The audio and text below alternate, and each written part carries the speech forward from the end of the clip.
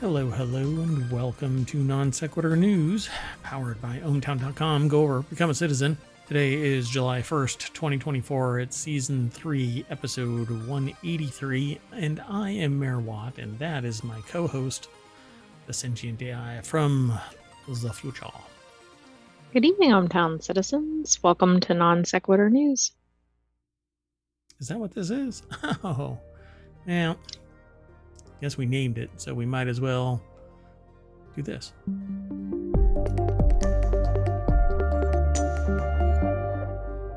All right, folks, we've got 10 articles. The first article is going to be the Lokiceratops, and then we're going to talk about the Chinese version of the Falcon that goes cahblooie, and then rescued from overhead bin, and she can get an MRI while awake, and new tech for firefighters, and then Fisker door locks really work great. And then Apple Intelligence, but it may not be free. Tesla Autopilot wants to ride the rails. Plant-based alternatives for food. And this vintage is on fire. So let's get into it, right? We've got 10 articles. And the first one is Meet Lokiceratops, a new dinosaur wields spectacular blade-like horns. Is this named after the Marvel character or no? It has to be. It has to be. The new, not the MCU character, but the god Loki. So the newly discovered Lokiceratops rangiformis, interesting, features distinctive horns and a caribou-like frill, representing a significant addition to the diversity of North American centrosaurine dinosaurs. And I suspect that the big old curly horns are emblematic of Loki. Yeah. And not to mention the frills. So he's kind of a frilly kind of. Always have to have frills. Yeah. So the new a new dinosaur was identified and named by Colorado State University affiliate faculty member Joseph Sertic, might be Sertic, and University of Utah professor Mark Lowen. The dinosaur's name, announced on June 20th, is in the scientific journal Peer J, translates roughly to Loki's horned face that looks like a caribou. Okay. That's a real concise name. But it's all about Loki. Let's see. They deemed it such because of the unusual curving blade-like horns in the back of its frill, the shield of bone at the back of the skull, and the asymmetrical horns at the peak of the frill, reminiscent of caribou antlers. Really looks like Loki with curving blades. The Norse god. Yeah. So that's what they kind of named it after, referring to the trickster god's weapon of choice. Gotcha. So that's what it looks like. I mean, it looks like a Triceratops, but it doesn't really... I mean, it has two horns and two bigger ones and a third in between, apparently. So they have different ones. I didn't know that there were these different kinds. The Lokiceratops. I didn't either. I thought it was just Triceratops. See, this is the problem, that you have information overload, so you cannot get enough information to be a subject matter expert in everything. But I'll be damned if I don't try. Because, well, the other problem is you can learn all the information, and then all the information gets augmented. True. And for all of you who want to follow the links, I just put them into the show notes, and you can hit !NSN in the chat over on Twitch. YouTube, the ohmTown isn't connected to YouTube. I should have just done it and moved on, but I just don't do it. And you can actually do this at any time. I don't have to be streaming to do this. So if you're hearing my voice and you want to get the show notes, but you want to get them from Twitch and not over on YouTube, because on the video after the show is done, there's a recording that gets posted over on YouTube. Not only is it live, but later on I upload the stream again because the way that YouTube does the stream, it breaks off live from the rest of the library, and it doesn't allow me to pull it all together as just one uniform anything without me doing something really stupid, and I don't want to have to do it. So anyway, I let the live one run free for a little while until the new one is uploaded, and then I add the show notes. So you can get the show notes there and or via the podcast. There is a podcast in the ohmTown channel called Non Sequitur News. It's a separate podcast from the other 6 that we have as well. So just look up ohmTown wherever you catch pod, and you'll find Non Sequitur News, as well as a bunch of other stuff. Okay, so the source, again, is over at SciTech Daily, Colorado State University. Put the article together. And that's all there really is to this little story here. I mean, when it is, what it is, it basically looks like other Triceratops with a different style of frill. Pretty neat in the Ceratops vein of dinosaur. They have these beady little eyes right below their horns on their head. I guess they're protected, but it seems odd because it almost seems like the horns would be impeding their view depending on the angle of their head. And I mean, if they're going to be stabbing things with their horns, why would they want them right there? Why would nature want their head? Exactly. That doesn't seem like a good evolutionary advantage. Kind of well, they must have known something we don't. Estimated to be 22 feet long and weigh 11,000 pounds. That might be the reason. That's true. What's really messing with them? Lokiceratops appears to be the largest dinosaur from the group of horned dinosaurs called centrosaurines ever found in North America. That almost smacks of the whole.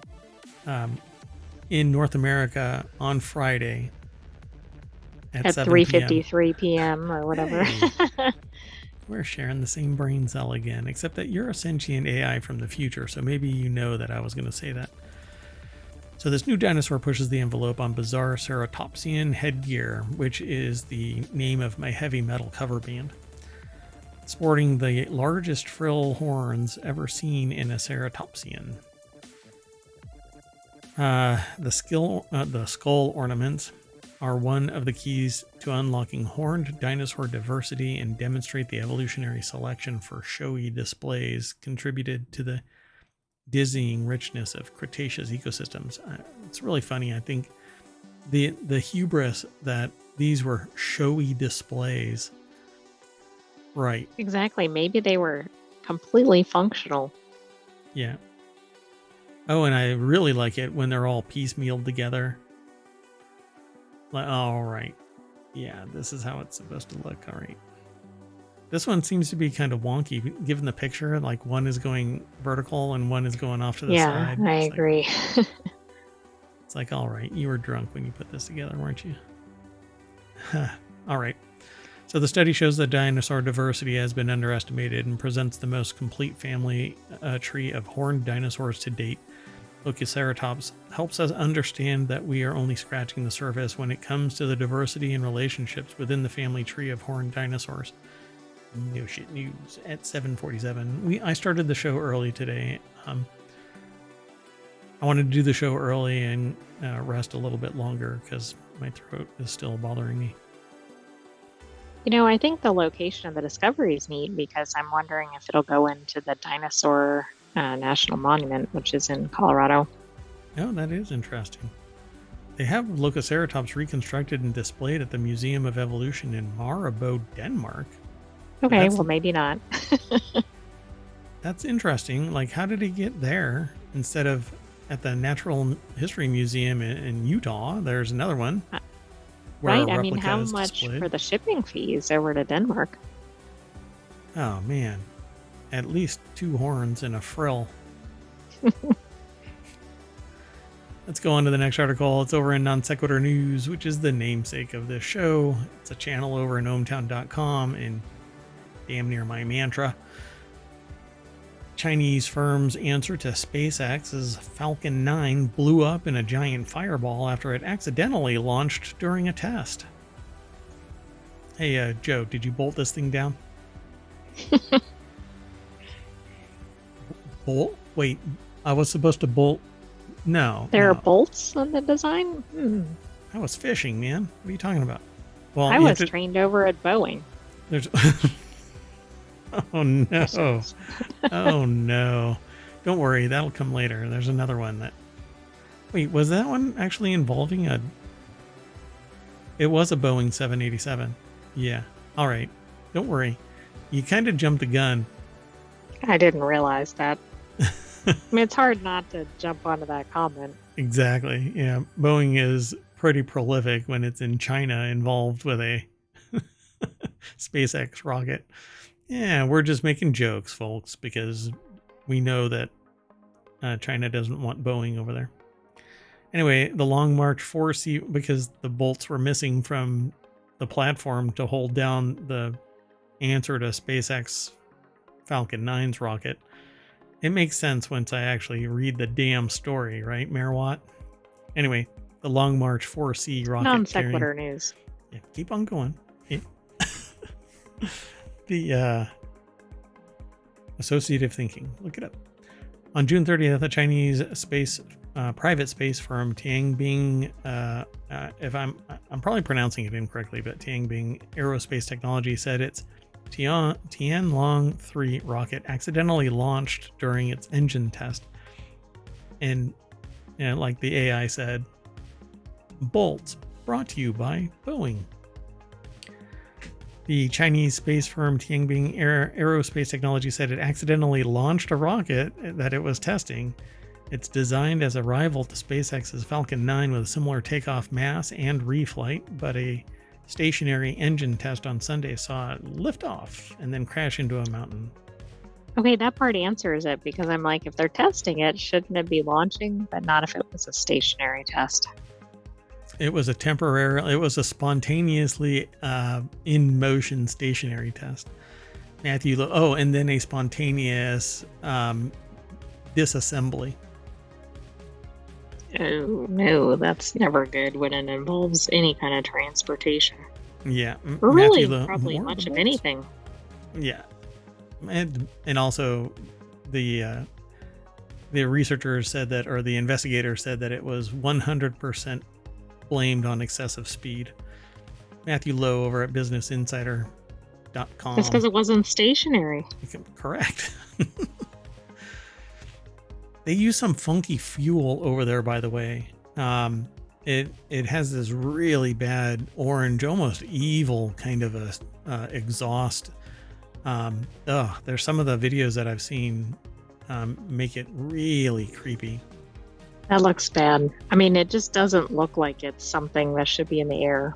Now, some people are going to sit there and go, well, that's hot lighting from the sun and blah, blah, blah. But no. Go look up. There's old school fuel has this chemical makeup that is horribly toxic. Like, you do not want to be downwind from this stuff. This rocket may not have it, but the color of this matches it. So it's this real like ichor orange, kind of gassy, liquidy. Yeah, this doesn't look like a natural color, even if it is highlighted by the lighting. Yeah, there's something really bad about it. Anyway, a stationary engine test on Sunday saw the rocket lift off and crash into a mountain. There was a movie from the 80s where a little kid that got accepted into like a NASA space camp. Oh, it's called Space Camp. It's in the name. Anyway, he had built a robot, and the robot hacked into NASA and launched the shuttle. Oh, wow. Well, I mean, maybe this is the movie. And yeah, that's what I think is the Chinese version of Space Camp. So in a statement, Beijing-based Tianbing Aerospace Technology said that in a nutshell, oh shit. And they said that it was structural failure caused by Tianlong 3 to separate from its launch pad. Oh, okay, let's be clear. The official statement was not oh shit. Oh, yeah, it said structural failure. I'm sorry. I embellished. Multiple people in the nearby city of Gongyi in Henan province captured videos of the accidental launch, and footage shows the rocket roaring into the sky and leaving a trail of black smoke before falling and striking the ground in a dramatic fireball explosion. Oh, wow, I haven't seen this one. I've seen several others, but not this one. The rocket body disintegrated after falling into the mountain, Tang Bing's statement said. Yeah, wait, they said caused a local fire away from residential areas. No one was injured. I mean, that's fortunate. It could have gone a lot worse, I suppose. Basically, yeah, it's an attempt to clone the SpaceX rockets because, you know.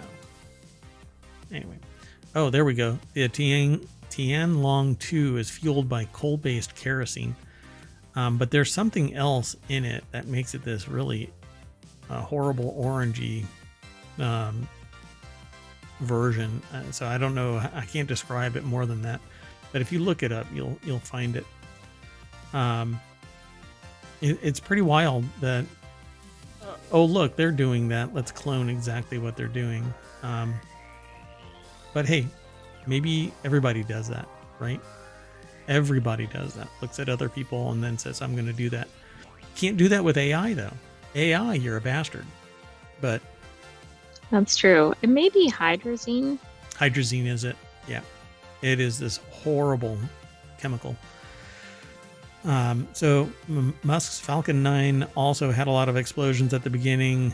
If all 9 units of Tianlong 3 are ignited in parallel this time, it can be considered a 70% success, says one blogger wrote on Weibo, China's version of Twitter.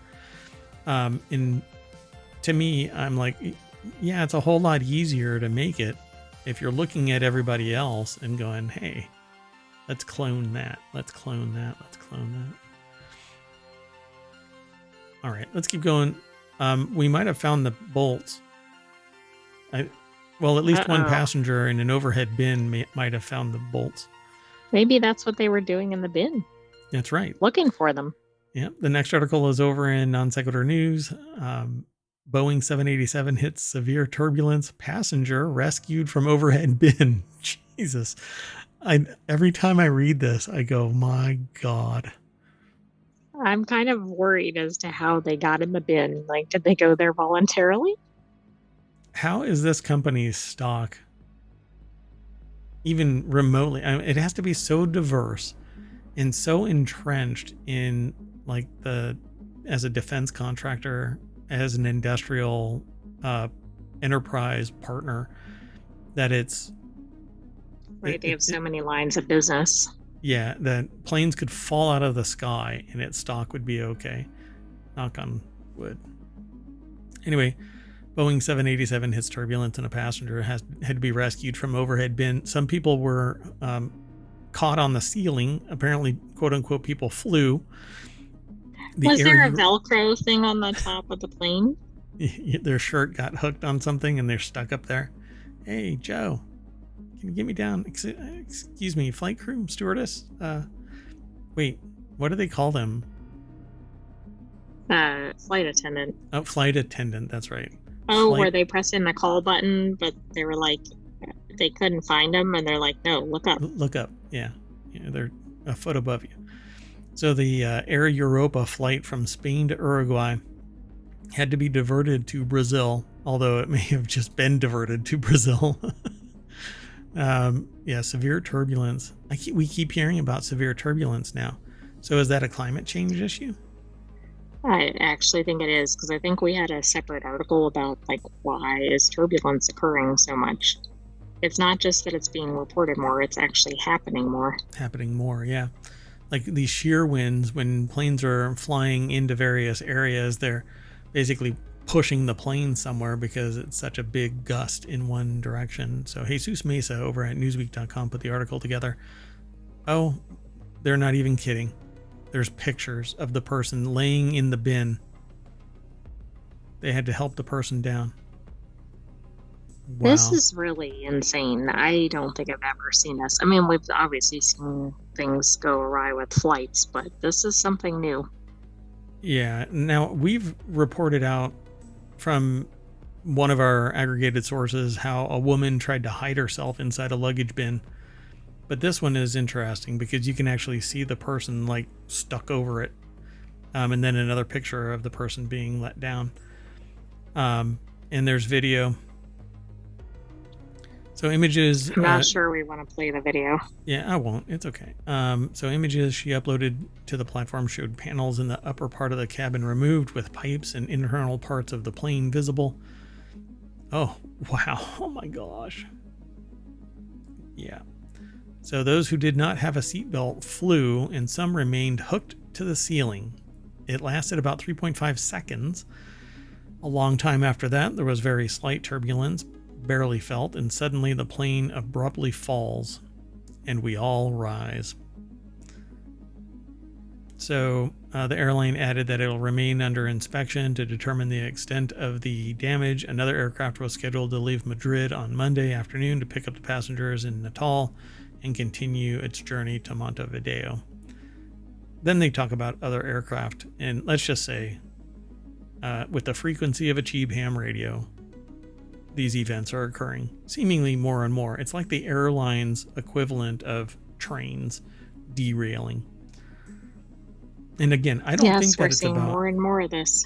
Yeah, I agree. I think that the writing is, I guess, in ohmTown, that because of the changes to the climate, it's causing greater and greater disruption to the airflow, and turbulence is the culprit, or the result.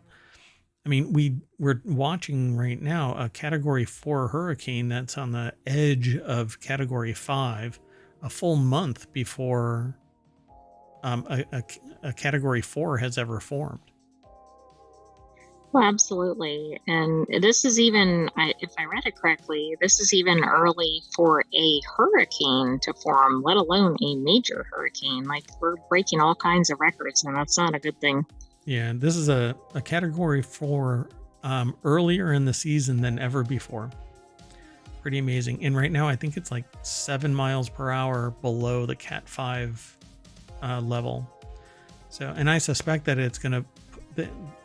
The noodle scope, basically, it shows it over here in the corner, but they do this thing called a noodle projection, where it's a whole bunch of lines showing where it might go.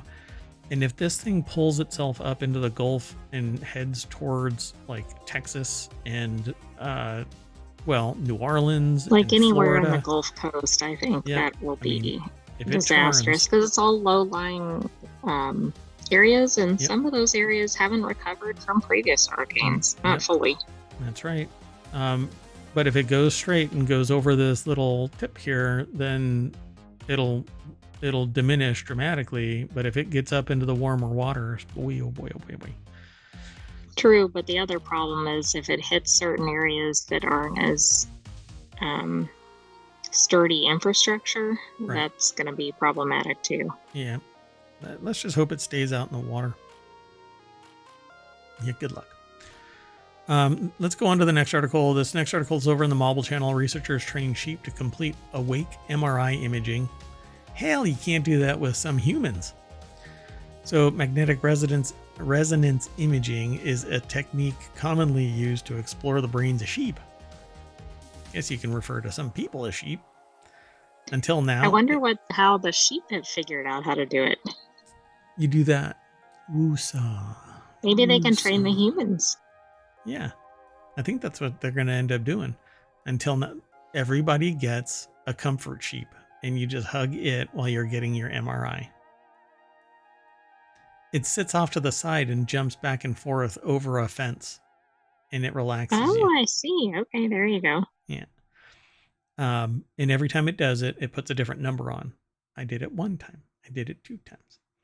Until now, it had only been performed under general anesthesia to ensure the animal's immobility. Anesthesia, however, leads to stress and other negative side effects, in addition to jeopardizing the study of brain activity. What leads to stress? MRIs. the clunking and the confinement. I cannot imagine that an animal did a live or like an awake MRI. That's really interesting. That's very compassionate of you, sentient AI from the future. I mean, animals. They're like afraid, right? Because they're getting stuck inside this tube. They don't know. They don't know what's going on. So you have to Exactly. I mean, how are they? I don't know. It's like a human. Just give them a beer. Everything will be fine. Just chill. Just relax. Yeah. So INRAE, I guess, INRAE, National Research Institute for Agriculture, Food, and Environment is the source, but I don't know what INRAE is. Where did the F go? I don't know. Hey, look, do I know? That whole thing doesn't spell that in any way, shape, or form. I know, but some of it reorganizes, but it's still missing an F. Oh my goodness. Oh yeah, the Institute National Research for Agriculture and Environment and Food. So the research team should be INRAE. Yeah, they don't even break it out. So INRAE, the research team from INRAE, how frustrating, has developed a training protocol adapted to sheep in order to carry out MRI acquisitions in animals while they are awake without the need for restraint. Again, it's kind of like putting a cat inside a harness. Do it early and do it often, and they become one with the harness. Otherwise, it's mad frustration. Right. And that's true. So maybe that's what they do. So in a paper published in the journal Behavior Research Methods, after choosing 10 lambs, an initial training phase took place at the Nuzili sheep farm. The research team trained animals to climb up a ramp and reach a mock MRI scanner and then lie down. It's exactly that. Oh my gosh, yeah. Train them early and make them realize it's safe. Yeah, it's going to be loud and blah, blah, blah. The lambs were on... There's like somebody sitting in this device hitting it with a hammer, bong, bong, bong, bong, bong. Right, because it's not actually being utilized. That's interesting. Yeah. Once they arrived at the real MRI room, the sheep were able to reproduce the same behavior very easily, but some had difficulty remaining perfectly still. It took a few weeks for the animals to get used to the vibrations of the machine and stop moving for a few minutes. Ultimately, the MRI images of their brains were comparable to those from anesthetized sheep, a goal that was initially achieved in 6 out of 10 sheep trained at the time and has since been achieved in 9 sheep. So, ta-da! It would just come in. Oh my goodness! It looks like a kind of like a massage chair, right? Oh yeah. That's pretty wild. So, and do they have the little grippers so that they can hold on and they're like, hey, maybe so. Can I get some air? Interesting. Hey, it's really loud in here. Can you pump some music in here? So this example of voluntary cooperation between trainer and sheep illustrates the animal's ability to learn and understand, and underlines the importance of human-animal relationships and the development of innovative methods. This is training and conditioning. So as long as they're not abused, they'll buy into it, particularly if you reward them on the other side of it. So it's pretty cool, though. I mean, there's somebody out there that got a PhD in Batman. Well, absolutely. I still think the sheep can train the humans, so if the sheep can manage this. Yeah, I think it's time to flip it around. Have the sheep train the humans to sit inside a... Was that like disembodied finger the other day? Yes, it is. That's what I was notifying you of the other day. Yeah. I'm going to try and put the big screen, the green screen behind me all the way back against the wall. But anyway, inside baseball. Let's go on to the next article. DHS rolls out new technology for firefighters. It's over in the Non Sequitur News channel. DHS rolls out new technology for firefighters. It's over at abcnews.go.com. Luke Barr is the author of this.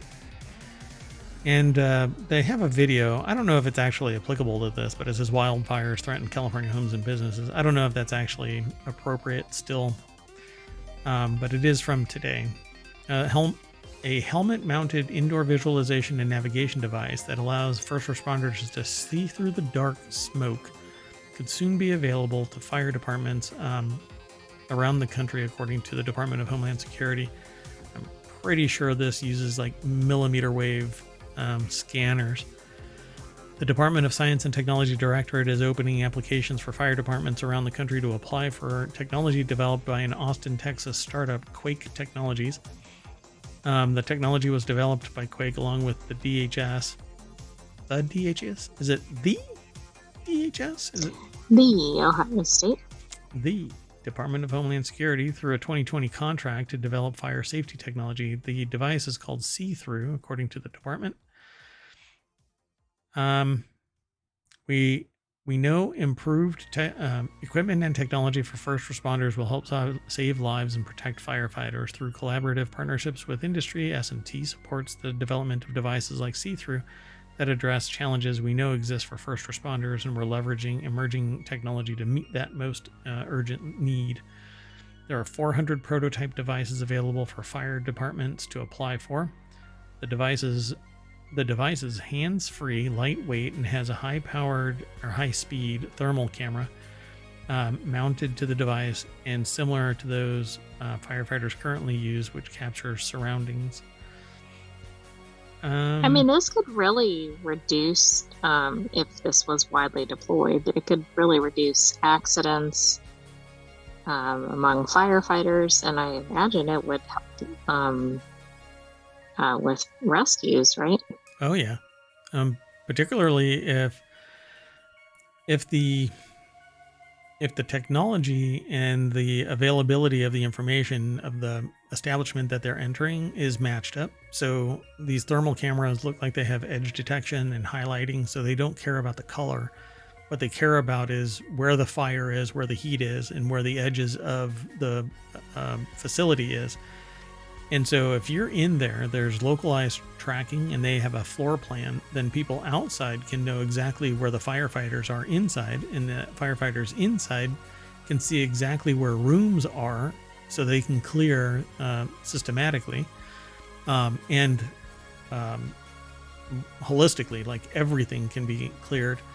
And they can do it in a speedier way, particularly if this thermal imaging allows them a really quick response rate, because you don't want any delay, you don't want any lag. So it can show where stairs are. It looks like it shows where a railing is, where other people are, but it minimizes a lot of the haze in not just thermal imaging, but the smoke itself is mitigated entirely. It's pretty brilliant. So I dig this. I really like this. But there's only 400 of these devices so far. Once they're tested in the field, these are prototypes. I can see that this is actually going to be moving forward. So brilliant. And I wouldn't. Do you want to know how many fire departments there are in the U.S.? I'm gonna guess that there's 15,000. That was a good guess. There's apparently about 27,000 that are registered. That may not be all of them, but I do think this is a good start, because if they put the prototypes out to multiple departments, maybe there will be greater demand for it. See, I reined it back, and I should have just matched it, because colleges and universities are around 25,000 as well. And I didn't know that. That's interesting. I should have just said, like, it's at parity, because it's all community based, and so you scale up with the community. So let's keep going. The next article is over in the Mobile channel. Another Fisker Ocean recall. The company is bankrupt and is now already going to take another hit. And there was an article yesterday, although it was a Time Machine article. We talked about the Fisker business basically collapsed, and they say Fisker Automotive may officially be dead thanks to almost comically horrible mismanagement. But while it's sorting out its whole bankruptcy thing, it also has to figure out how to handle a new recall. As it turns out, the Ocean's doors might get stuck, trapping occupants inside. I mean, that's no different than what goes on with, I don't know, a Tesla. It can happen. Car wash mode. In fact, well, no, here's the funniest thing is there was just a thing over the weekend where Elon Musk was directly tapped via Twitter to address a I hate saying this out loud, a front trunk that was locked shut and they couldn't open it. Somehow they remotely opened it, pushed an update or I don't know what. I didn't look into it. All I know is I saw this short thread about it, and people are like, "Oh my God, Elon Musk, the second coming of Ford, or whatever." I think they're missing the takeaway. I'm like, wait. You had to get the CEO of the company. Yeah. Why not just make Twitter a Tesla customer service conduit? So everybody just goes through Twitter. Well, Fisker Automotive shits the bed and people are talking about tearing it all apart. And there's a company that's going to buy the 4,000 or so remaining Fisker vehicles. I think there's 4,000 that still exist that haven't been sold, but have been manufactured. I think it's something like 4,000. Don't hold me to that. But anyway, there's some company that's going to buy them. Now, here's the problem. No software support, no hardware support, no part replacement. What are they going to do with those? They're going to have 2,000 of them sold. Are actually going to be utilizing them in a driver service. Like people can rent the cars and lease the cars and whatnot. Well, see now what really sucks about this is I really do dig the design. I really like the design. But the quality just sucks. So the door issue affects 8,204 oceans built over the last year. Colin Woodard from Jalopnik put it together, but it's posted over at Quartz or QZ.com. A lot of people blame MKBHD for the review that was basically amplified the shortcomings of the ocean. But like I said earlier today, I did a time machine episode for Four Wheel Tech. And that's where I talked about this briefly, but not this article. It was a different one. I hadn't even seen this. Right. I mean, and they've been in, obviously, the news quite a bit, but I think you're right. I think MKBHD probably just reported on what was already occurring. And it seemed like it was fair information. Like it wasn't inflammatory or anything in the review. It was factual, like this is happening, and he would show it on video. Yeah. So in this article, they say the stop sale notice that Fisker sent out claims all 11,203 2023 oceans are affected. Meanwhile, the technical service bulletin and the NHTSA agree that it applies to all 2023 and 2024 oceans. So there's, I guess, 3,000 more on top of the 8,204. So I guess that comes to somewhere around 11,201. But it says this is only 2023. So it's closer to 14,000, I suppose. In other Fisker news, the Wall Street Journal reports that Fisker still has about 4,300 oceans sitting around. Fisker is reportedly negotiating a sale of those cars to a company that provides leased vehicles for rideshare drivers. There you go. That's what I was talking about. I hadn't seen that one, but that is interesting. But it's like, how is that going to be maintained? And what are you going to do when something gets locked? Man, it's unbelievable. I would not feel secure. And I wouldn't feel secure investing in the company that has that type of a process. Like, hey, you know what? We have a rideshare business. Let's buy 4,300 unsupportable vehicles, except through our own creative accounting. Maybe we can manage it, but you'll be sued out of existence like the Fisker the moment that somebody is locked inside a vehicle. So it says, sure, it sucks to take a risk on a hot new car only for the company to quickly go bankrupt, but at least if you can get the parts, you may be able to get more use out of it than you initially thought. It's not much of a consolation, but at least it's something. That's the last line in the article. Yikes. I mean, maybe if they put, X number of them into service and then they kept some of them for parts or something, I don't know. Yeah, keep 2,000 for parts and have 2,004 floating around. Sounds like a wise business decision. Let's go on to the next article. This next article comes to us from Digital Trends, but it's aggregated into Reality Hacker, which is one of our podcasts. And it's over on YouTube. So you can go over and actually watch the playlist for all of the Reality Hacker news if you're only interested in things like computer graphics and AI and deepfakes and VR and AR and MR and XR and a whole lot of R. Anyway, if you want to hack reality, that's the channel that you want to watch. Apple Intelligence Plus could be coming, and it won't be free, says this article. Don't worry, the AI feature shown off at WWDC will remain free for all users. But they're saying, and Digital Trends is saying, digitaltrends.com is the source, and Andrew Tarantola is the author, that apparently Apple Intelligence Plus could offer additional features and functionality for a monthly subscription akin to what the company already does for iCloud. It'll give you the first half of the sentence, but you have to subscribe for the second half. Oh no, I'm not sure if this is better or worse than the subscription heated seats. It's not bad until you subscribe to the Boeing Bolt hold down your rocket for a static engine test program. And obviously, especially when you forget to pay your subscription. Exactly. You forget to pay your subscription and you get your rocket launched without your permission.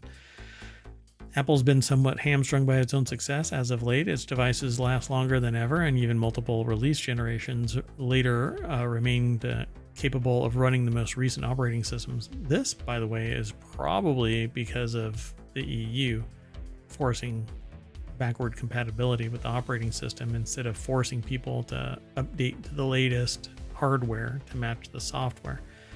Because there were reports about the software being hobbled so that battery life maintained. So now But that's not necessarily the real or main reason. Correct. It's all about optimization to make it a functional device for an extended period of battery life matched together. That's the thing about Apple, is everything is seemingly matched together so you get the best experience. Let's not talk about that stupid ass mouse. Anyway, so combined with fewer significant design changes to the device themselves in recent and increasingly challenging economy, the company is having increasing difficulty convincing customers to trade in their old gear for the latest and greatest it has to offer. Thus, Apple's looking to diversify its income streams in the form of software subscription models like Apple Plus, One Plus, I think it's called, or One. What is it? Apple One, where it's the conglomerate package? I'm not sure. You know what? All these names start running together real quickly. I can find out. Right here, right now. We're doing it live, folks. We're doing it live. That's how you want it. Apple One. Yeah, there's various levels of the Premier package, or the Apple One package, all the way up to Premier, which is like $40 a month. And you get a whole lot of stuff for that $40 compared to the piecemeal. So now they're probably going to attach Apple Intelligence Plus to that kind of a thing. So I wonder what it's going to cost, right? If people aren't willing to buy new devices and they're going to nickel and dime you, how big of a dime is it, right? It says that's not to say the company still won't provide its users with incentives to trade up to the latest generation of hardware and blah, blah, blah. Mark Gurman is basically like the font of all things Apple. And it says that, as Gurman points out, while 7-year-old Macs will still be able to run the upcoming Mac OS Sierra, other features like game mode and iPhone mirroring still need the newer hardware. I mean, this is the standard thing, right? Like, they make it so uncomfortable that you need to get the newer model. Correct. Yep. And as much as people like to groan about it, a business cannot perpetually be bound by its older tech. Even so, like, I've advised companies to do exactly that. Sorry, you have to shirk the older like static group so that you can keep moving forward and it's somewhat responsible. So give them as an ongoing concern. If you keep on holding on to the oldest, then you're being dragged back because you can't dedicate everything to the future. So incentivize giving up the old, right? Say, hey, I'm going to move over to the newer stuff. Give them a reason why. Lower the price. Give them a great incentive to trade in their equipment. Hello, Brildane. Welcome to the show. Encourage them. And that's what I've told businesses in the past. You know, hey, you got to do this. Otherwise, let me give you a projection of how sandbagged you're going to be by maintaining this older tech. I mean, otherwise, a company like Ford would still be trying to buy money for horseshoes. Yeah, exactly. You know, they'll still be supporting the Model T, but that's not what happens, right? They basically cut off production and then it ages out and people upgrade. And if you want to speed that process up, you give them a reason. Well, now Apple lowers that friction entirely by saying trade it in. And there's several companies out there now, but Gazelle, for instance, allows you to trade it in. And they used to be the only game in town. And so they would sometimes sandbag your trade-in price. And then Apple said, well, we can recover all of the material from the devices internally, recover our aluminum, recover componentry, etc. And then, you know, maybe even if we do it right, we can sell it to somebody else secondhand, or obliterate it completely and recycle as much as possible. Well, that lack of friction means that more people will adopt the newer technology because all I have to do is trade it in. It's frictionless. It's already included in the price when you do your trade up. Piece of cake. But with services, it's burned. You use or lose. Every month you pay your fee and then you're done. So Apple Intelligence Plus being a monthly subscription, it had better be something spectacular, because if I get everything I need, I don't need to upgrade. Well, and there's so much subscription burnout. Oh yeah, tell me about it. Yeah. In fact, by the way, I just heard that HomePods are now in the legacy category of product. So if you have HomePods, and I have to go and look, I just caught that right before the show started. I have to look and see if they're talking about the original HomePods that had the metal grill, which would be, look, it's like night and day between the original HomePods and the new version of the HomePod that has a cloth mesh. The previous iteration sounded better, had more power, was much more robust. And unfortunately, I thought that they were killing the HomePod entirely, and so I sold mine. And that's a little bit of Apple regret right there. They were also less susceptible to pets chomping on them. Oh yeah, tearing up that mesh. The metal ones, he didn't have that problem. Anyway, enough about this. Let's move on to the next article. This is about a Tesla that really had a dream to ride the rail. I think I can. Tesla Autopilot mistakes train tracks for road. Driver doesn't immediately notice. Wow, this is a bumpy road. This has to be. Think about just driving over a pothole or something. This must have been absolutely outrageous. I actually went to this page when I was loading it up for the show, so I saw a picture of it in the headline or in the thumbnail for the article. But so this gets aggregated into four-wheel tech because it has to do with a car. But a Tesla driver in California learned the hard way last week not to put too much faith in the company's Autopilot system after the tech drove the car directly onto a train track, mistaking it for a road. The article is over in Jalopnik, but it's written by Lawrence Hodge, and the deck statement says, just a reminder, Tesla's advanced driver assistance systems still need you to pay attention to the road or the tracks. So they have an actual picture of the car on the tracks. Okay, that's pretty ridiculous. I love it.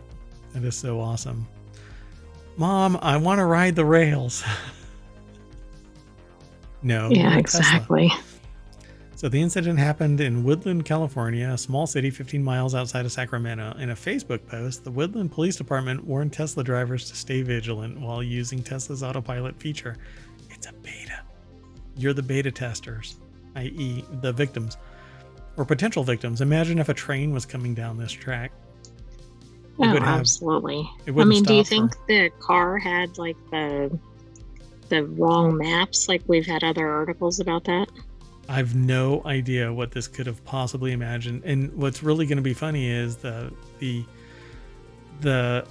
breakout of this, when they actually end up talking about it. They're going to say that there wasn't anything faulty with the car. It's always, there's never anything faulty with the car. The driver should have been paying attention, etc., etc. Just like the one that had the actual software tester in the car. Oh, yes. Mm-hmm. That one wasn't doing anything wrong. Just like you're doing it wrong when you drive your Cybertruck into a car wash and it's not in car wash mode, so it dies. It bricks the car. I mean, there's so much just kind of batshit crazy talk about Tesla, and everybody is really forgiving. So that driver said that he prevented a similar crash earlier in the year. And they're referring to a Tesla owner. The Tesla Autopilot keeps doing these quirky things. 2 months ago, a Tesla in Ohio using the supposedly more advanced full self-driving got way too close to speeding train before the driver regained control and crashed into a railroad crossing arm. That driver, like I said earlier, had prevented a similar crash earlier that year. So whether you're using Autopilot or full self-driving in your Tesla, be aware that both softwares are stuck at level 2 autonomy at the moment, and level 2 means both Autopilot and full self-driving require an attentive driver to save your ass, because if you just let it go... I don't even like that there are levels of autonomy. That just sounds like, what could go wrong here? Yeah, it seems like a little squishiness in accountability. Hey, look, you have to be paying attention. Well, yeah, granted, I should, but this is called automated driving. All right. Then there's the one that just kept on accelerating, the Cybertruck, where the response from the support team at Tesla was, there's no guarantee that the brakes will work. All right. Well, you know what? I think that might be called a warranty. Yeah, they're recalling all Cybertrucks now because of that. So there you go, folks. Full self-driving. Let's keep going. The next article is over in Technology Today. New research, plant-based meat alternatives are better for your heart than normal meat. I know that there's a lot of people out there that are going to go, no, I'm never going to give up my meat. But hey, my question to you about that is, well, why not? If alternatives are just as healthy or healthier, why not give it up? And I'm sure that, like, I've had other people say, well, it's because we've done this for millennia. Why should we give it up now? Well, it's because we've discovered that it's not really healthy. One is survival and one is extending life. So what would you rather have? And I've had people say to me, I'd rather have a steak. Well, hence everything about climate change, right? It's not the meat eaters that are causing it, but it is contributing to it as an industry. But when dystopian society descends on humanity, vegetarians are apparently going to be tastier than... Oh, never mind. Anyway, so I've said too much. So the recent review article examines the effects of plant-based meat alternatives, PBMAs, not PB&Js, PBMAs, on cardiovascular disease risk factors, including cholesterol levels and blood pressure. So the article is over at scitechdaily.com. It's Elsevier, but this is a database. So let's see if I can get to the meat and potatoes of this article. So a review article in the Canadian Journal of Cardiology. Not the veggie burgers and whatever. Wait, what? You said the meat and potatoes. No, we're not going to do any of this plant-based talk. Come on. That is, I was going to say something like that's un-American, but we have a plurality of International people audience. Yeah. That's right. So, although there's considerable variation in the composition and nutritional profiles of plant-based meat alternatives, they generally align with a heart-healthy diet. One of the things that I've been told by people that work in this industry is that they're trying to appeal by using the same forms that everybody else is accepting of in their given region, right?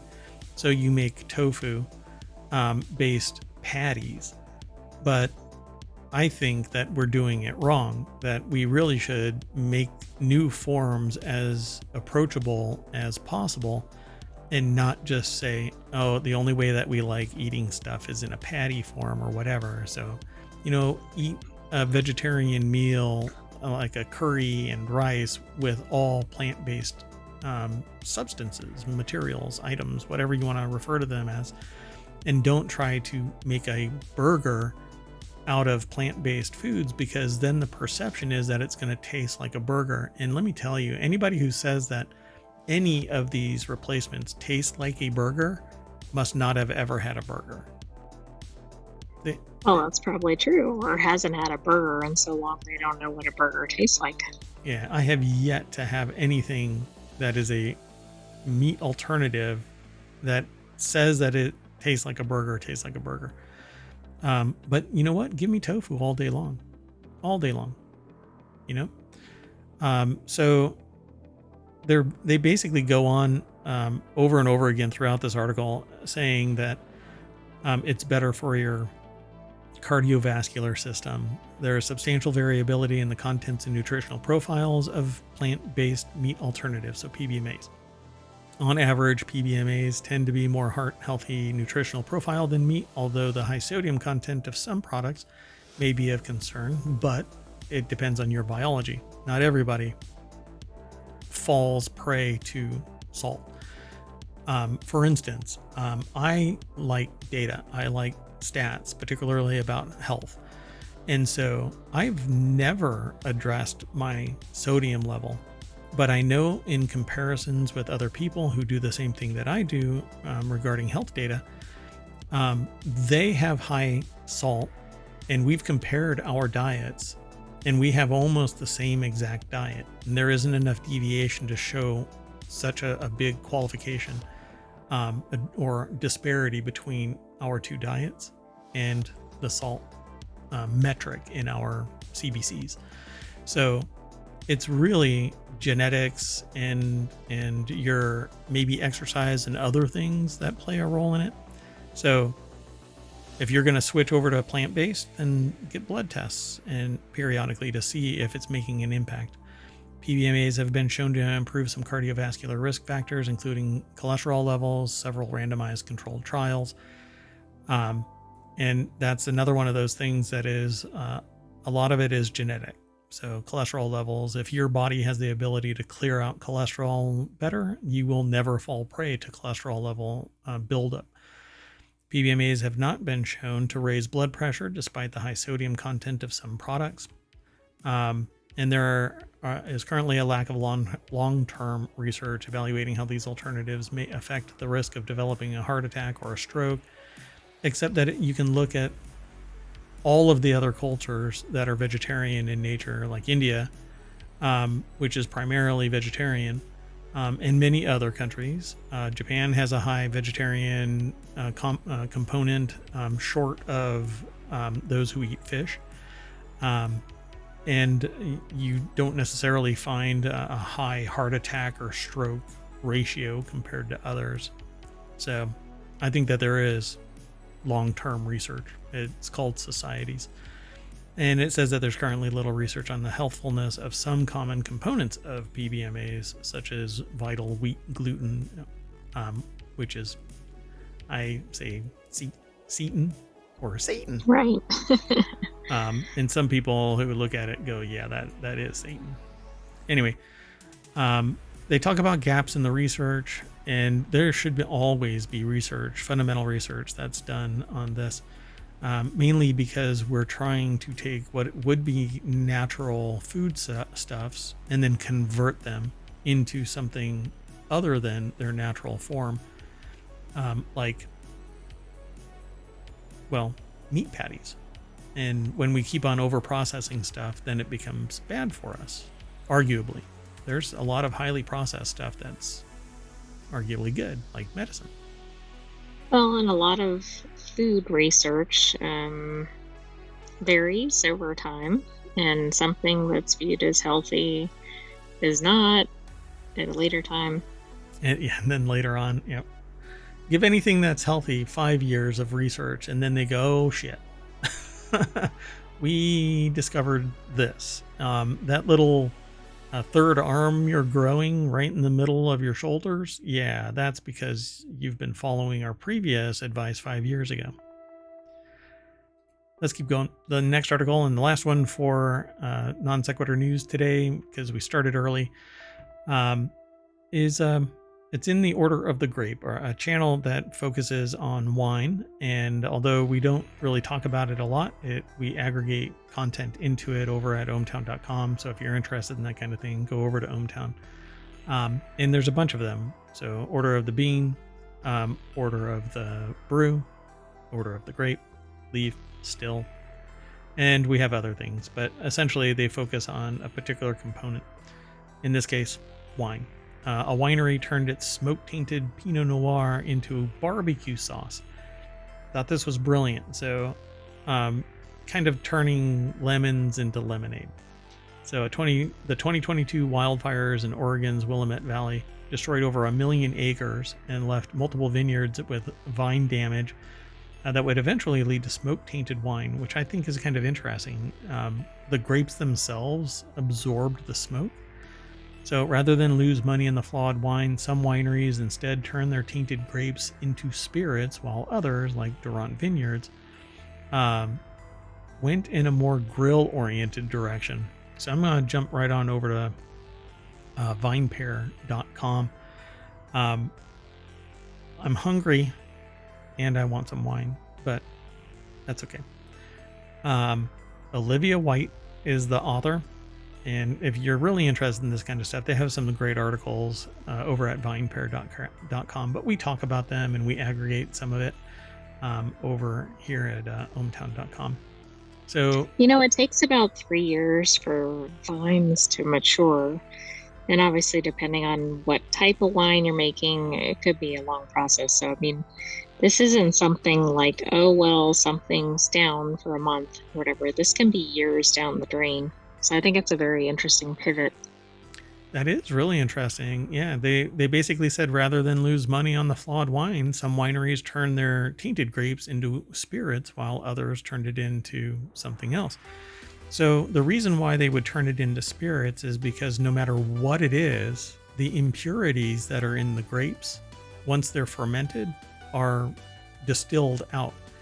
And the solids are filtered out entirely, and it turns into pure alcohol, but it keeps some of they're called expressions, so it keeps some of the flavor profile, including maybe hints of smoke, without having the negative chemical connotation to it, right, like the really positive part of it. Yeah. And then if they filter it again, it gets more and more refined. The material the taste becomes subtler, or more subtle, sorry. And then you put it in charred barrels where the taste is more controlled and it becomes more nuanced, even more so.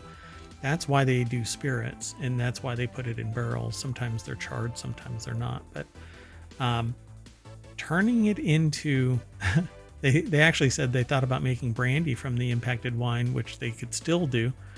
However, that's not our area of expertise, whereas culinary development is truly something we excel at. So the sauce is the latest addition of Durant's lineup of culinary products, which also includes extra virgin olive oil.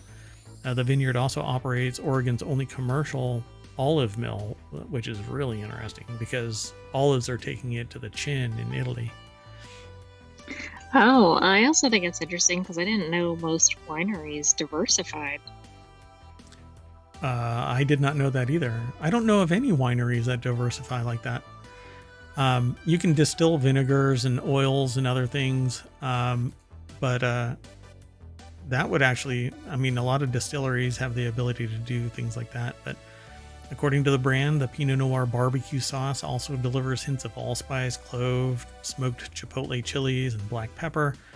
I'm not sure if you can actually get it. They say so far approximately 5,000 bottles of the sauce have been made, though 15,000 more could be produced from the winery's remaining smoke-tainted wine. As Durant divulged in his interview, production of the condiment is expected to allow the vineyard to recover almost all of the wine's production costs. It's probably actually cheaper to produce that than it is to produce the wine. Although, you get better. Geez, my business 101 just fell out of my head. Economies of scale. There we go. Sorry. You get better economies of scale if you're using the equipment that you've already invested in and you don't have to ramp up something new. But they actually have the diversified profile already where they can take what they've mashed and it's post ferment. So they could do anything they want to with this stuff, including distill it or turn it into more barbecue sauce. I did go to their website just out of curiosity, and it looks like they do ship to multiple states. And you can go to shop.durantoregon.com and you can actually buy the barbecue sauce and get it shipped to you in most locations in the US. It's a 12-ounce bottle for $12. Durant Pinot Noir barbecue sauce. Yeah, pretty cool. Yeah, now you have to do a barbecue. So if you get this, you have to do a barbecue and you have to invite, Mayor Watt, and I'll bring the raspberry Pi that the sentient AI is attached to. By the way, they're also giving back from the sale of this, which I think is cool. Oh, to the area that suffered from the fire? To the fire district or whatever, which I thought was neat. Cool. Pretty cool. Awesome. Well, that's it, folks. That is Non Sequitur News for July 1st. Ta-da! So up in smoke we go as we end up back at the welcome sign of ohmTown. And I'd refresh, but times are weird, so. But look at that. You have 6 main categories and 47 channels that you can go flipping through to check out whatever else you might be interested in, from watches to writing to gaming to various drinks, law, all kinds of stuff gets aggregated into ohmTown.com. So I hope you enjoyed the show. But that's it for today. Thanks for coming. I am Mayor Watt, and that is the Sentient AI's Visualizer. You want to say goodnight? Good night, ohmTown citizens. Thanks for joining us for Non Sequitur News. We'll be back tomorrow with another episode at about 8 p.m. Eastern. Right on, right on. Thanks for coming. If you're hanging out in chat, really do appreciate you hanging out. And if you're just lurking, you power the internet. And those who ever want to say anything in chat, feel free. Anytime, ask questions. We don't mind deviating from the rundown. We eventually get back onto the tracks, unlike a lot of trains here in the United States. Too soon. Tesla's trying to make up for it, though. That's true. Yeah. Cheers, everybody.